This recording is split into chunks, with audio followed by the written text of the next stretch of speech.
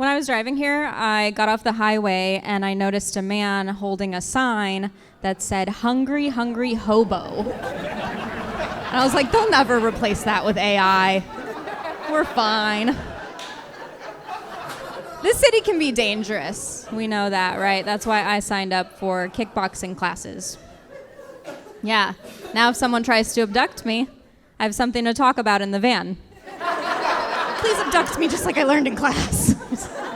I can't fight you out of sequence. It is a dangerous city. I know that firsthand. I have had multiple peeping Toms at one of my apartments. Yeah, multiple. And all my peeping Toms were men, pretty male-dominated profesh. There can't be peeping Tammies, unfortunately. Women can't stalk men at night because then we still have to worry about our safety. Yep. Like, sir, if I was outside your window, peering in the whole time, I would just be like, shit, what was that noise? Is there a man in the next set of bushes?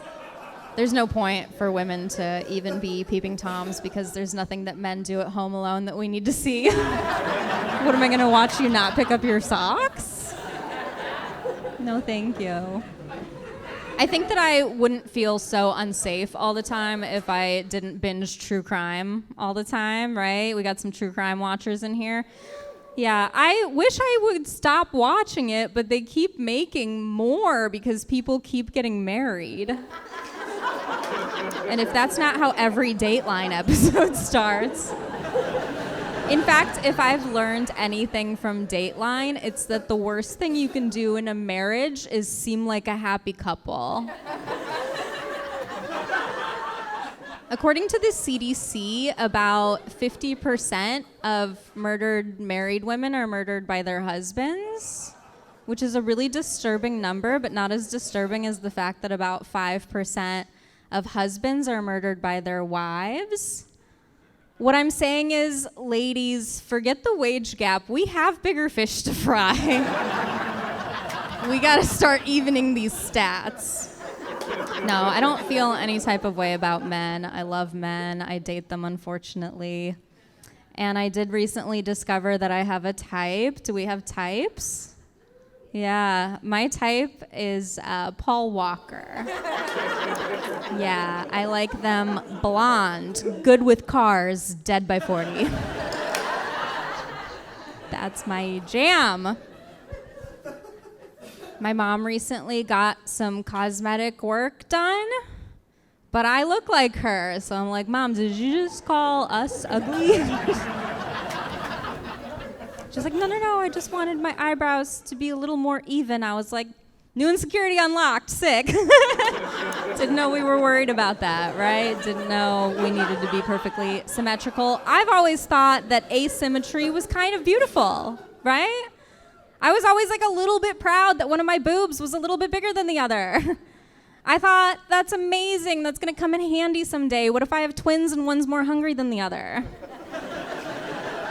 Could happen. Twins run in my family. And if you think one child is expensive, imagine paying for 2 abortions. No, I think it's pretty special that one of my boobs is like a little bit bigger than the other, because I swear that's how I'm going to find my soulmate someday. So one of his hands is a little smaller. And by the way, I am not like anti-plastic surgery at all. I'm happy for my mom. I've considered plastic surgery. People have told me that I should look into getting my mouth sewn shut. But I got Botox recently. I got some Botox. Yep, I am happy with it. And if I wasn't, you wouldn't be able to tell. I did get some flack for buying my Botox off Groupon. This set is brought to you by Groupon, thank you. Which I think is stupid, because it's not like I came in and they're like, Groupon, give this bitch the dirty needles. Yeah, I did get a mammogram. It hurt a lot, as you know. I just wish that they didn't treat your boobs like a suitcase that has to close. That's the real issue. Yeah, they asked someone to come sit on the plates to make me more uncomfortable. Women we have a lot of very painful medical procedures, right? Like, honestly, if there was nothing wrong with my boobs before the mammogram, I'm pretty sure there is after. That's how bad it hurt, right? I went in with chickpeas, I left with hummus. I still don't know what's wrong. Women have a lot of painful medical procedures. Meanwhile, every man that I know just spends his life dreading a prostate exam. I wish my worst exam was something I secretly enjoyed. All my guy friends are like, oh no, what if I like it? Meanwhile, every woman that I know has been getting fingered at the gyno year after year. And I've never left like, oh no, does this mean I'm gay? Yeah, sexism is weird. You guys know that. You're smart. I heard an odd fact about sexism recently, and that's that hurricanes named after women are deadlier than hurricanes named after men. Like, Hurricane Irene will kill more people than Hurricane Ivan because people don't take Hurricane Irene seriously enough to evacuate. That's real, yeah. People are really sitting around going, I ain't running from no lady hurricane. It's probably not even a real hurricane. It's probably just a storm on her period. I'm staying. I hate that sexism is a thing. I had a friend, she was trying to plan a girls' trip for us, and she was like, do you think that we could do our girls' trip to Dubai? And I was like, I think if we do a girls' trip, we should pick a country that likes girls. That's not my idea of getting stoned. My dad's an interesting guy. He's making old people mistakes now. He recently bought a pair of glasses that are, in fact, women's. They're women's glasses. How do I know this? They're bejeweled. They're bedazzled. They've got 3 gemstones on either side that my dad did not see. He does need glasses. He does need them, but he didn't notice they are women's glasses. And then he wonders why I don't want his hot takes on Israel. You know what I mean? I'm like, Dad. And I pointed it out to him. I go, you know, these are ladies' glasses. And he goes, oh, well, I'm going to wear them anyways. And it's just very confusing to me because his mouth says far right, but now his eyes say pro-trans.